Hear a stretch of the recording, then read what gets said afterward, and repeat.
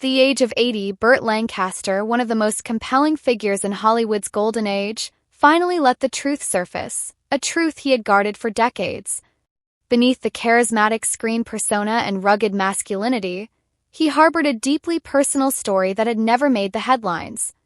Behind the spotlight, Lancaster lived a life filled with passion, complexity, and secret relationships that defied the rigid norms of his era. Today, we revisit his life, his iconic rise to fame, and the emotional revelations he made late in life, secrets that reshaped the way we see this legendary star. Born on November 2, 1913, in the heart of Harlem, New York, Burt Lancaster, originally Burton Stephen Lancaster, was raised in a working-class household that valued grit and perseverance over luxury. Growing up in a bustling, diverse neighborhood, Burt's early years were shaped by the challenges of economic hardship, but his family's unwavering encouragement fueled his ambition. He didn't follow a typical academic path. Instead, he found his place under the circus tent. Agile, powerful, and fearless, Lancaster became a professional acrobat, dazzling audiences with high-flying acts that demanded strength and poise. That circus experience didn't just prepare him for the physical demands of film, it gave him stage presence, confidence, and the will to defy expectations.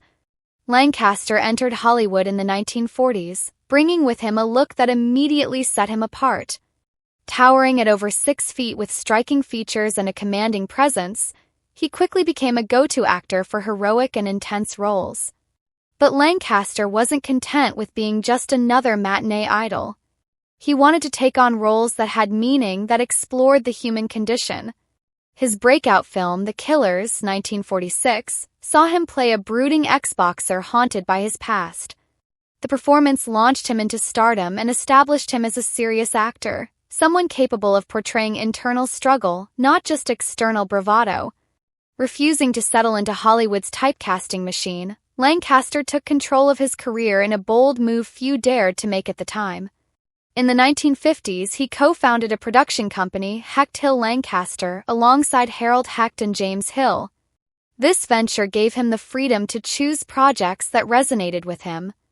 No longer a studio puppet, Lancaster became a storyteller in his own right. One of the company's earliest triumphs was Marty, 1955, a modest film about love and loneliness that won the Academy Award for Best Picture. With no explosions, no glamorous leads, just an honest story, it proved Lancaster's instincts were ahead of his time. Company continued to back thought-provoking films, including Separate Tables, 1958, a drama exploring repressed emotions and fractured relationships. The film received critical acclaim and reinforced Lancaster's commitment to making meaningful cinema. He wasn't just collecting paychecks. He was crafting a legacy. Of all his performances, one stands above the rest. His role as Sergeant Milton Warden in From Here to Eternity, 1953. Set against the backdrop of World War II, Lancaster portrayed a hardened soldier entangled in a forbidden affair with Deborah Kerr's character. Their steamy beachside kiss, waves crashing around them, remains one of the most iconic moments in film history. The film won 8 Academy Awards and further solidified Lancaster as a powerhouse capable of blending rugged charm with raw vulnerability. Lancaster's range continued to expand through the 1960s. In Elmer Gantry, 1960, he delivered an electrifying performance as a fiery preacher full of contradictions, charming yet deceitful, passionate yet flawed. He took home his first Oscar for that role.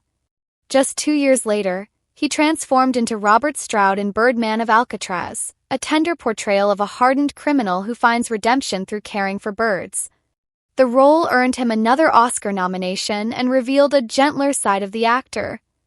His ability to humanize even the most broken characters made him a standout in an industry built on illusions. Even as he aged, Lancaster never stopped challenging himself. In The Swimmer, 1968, he starred in a surreal exploration of suburban disillusionment. Then in Atlantic City, 1980, he played an aging small-time gangster desperate to reclaim relevance, a role that earned him yet another Oscar nod. These characters weren't perfect heroes. They were layered, flawed, and deeply human. That's what made Lancaster unforgettable. Off-screen, Lancaster was no less fearless. He was a vocal supporter of the civil rights movement, unafraid to use his platform to challenge injustice. In the early 1960s, he and his wife hosted a fundraiser for Martin Luther King Jr. before the March on Washington, a bold act in an industry often silent on political matters. Lancaster also advocated for artists' rights and unions, believing that Hollywood needed more equity and transparency. His personal life was as passionate and unpredictable as his career. He was married 3 times and had 5 children. His first wife, June Ernst, was a fellow circus performer. Their shared background created a powerful bond, but the demands of life on the road ultimately led to their separation. His second marriage to Norma Anderson was more enduring.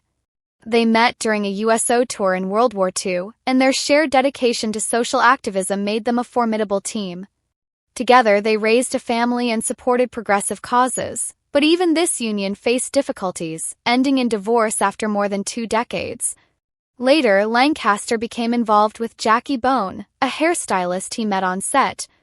Their fiery relationship was the stuff of Hollywood legend, full of love, arguments, and headline-worthy drama. Eventually, the two parted ways, and in 1990, Lancaster married Susan Martin.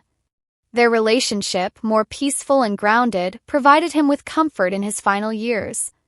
Burt Lancaster passed away on October 20, 1994, following a 3rd heart attack. He was 80 years old, leaving behind a towering cinematic legacy and a lifetime of emotional complexities.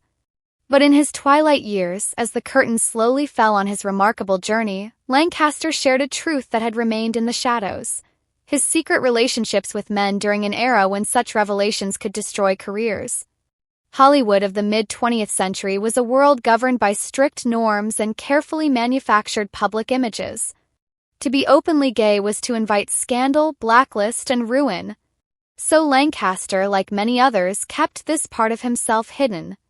Privately, he revealed to trusted friends that he had shared deeply personal connections with a few of Hollywood's most well-known male stars, individuals who, like him, had to mask their identities beneath the glitz and glamour of studio-crafted personas.